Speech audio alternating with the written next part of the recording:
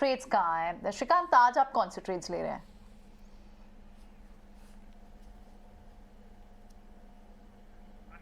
Shrikant, please unmute yourself.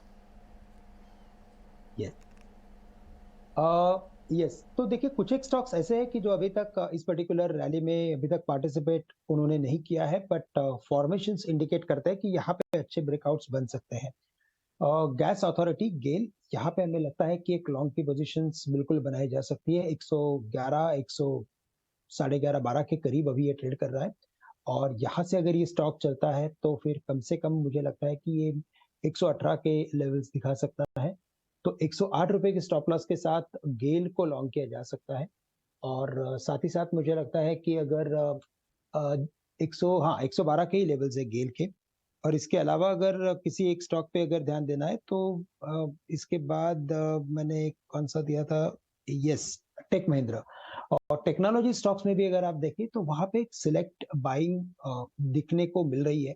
और अगर यहाँ पे अगर बैंक निफ्टी में अगर थोड़ा सा भी अगर कूल ऑफ आता है तो मुझे लगता है कि निफ्टी आईटी सपोर्ट कर सकता है, क्योंकि मार्केट का मोमेंटम इज वेरी हाई।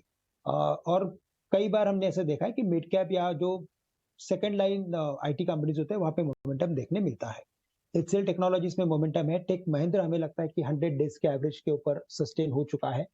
तो यहाँ से ये स्टॉक जो है वो चल सकता है, 1068 के करीब है, लेकिन हमें लगता है कि ये 1120 हो सकता है।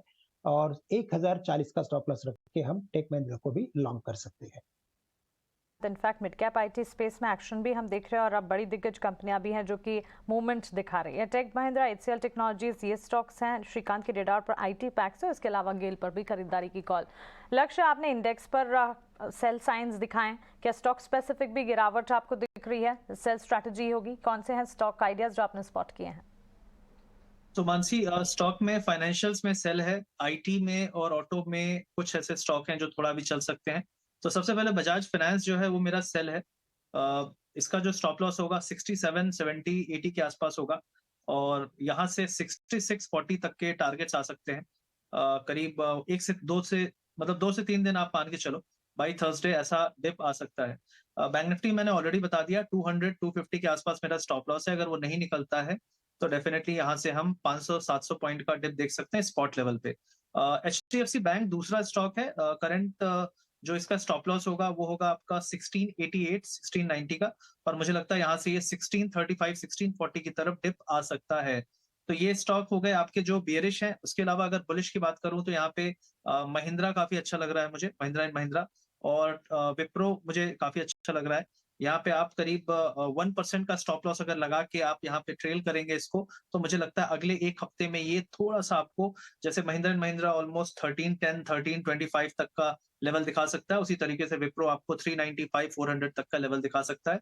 आपका जो स्टॉप लॉस विप्रो में होगा वो होगा 378 380 का अप्रोक्सीमेटली आप रख लो। आप उसको ऐसा स्टॉप लॉस में, एक और बहुत लोग गलती करते हैं, लोग टच होते ही निकल जाते हैं, तो थोड़ा सा वहां पे वेट करना होता है, ऑब्जर्व करना होता है, कैंडल क्लोज होने का वेट करें। कम से कम आवरली 1 से 2 कैंडल उसके नीचे जब क्लोज हो तभी वो स्टॉप लॉस ऐसा माना जाता है।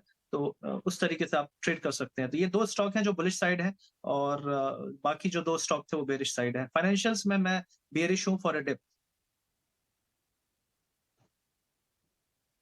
ठीक है, फाइनेंशियल्स पे आप एक डिप की वेट कर रहे हो, इसलिए बजाज फाइनेंस आपकी लिस्ट में है। शॉर्ट के एक बार वापस से दिखाइएगा टारगेट स्टॉप लॉस।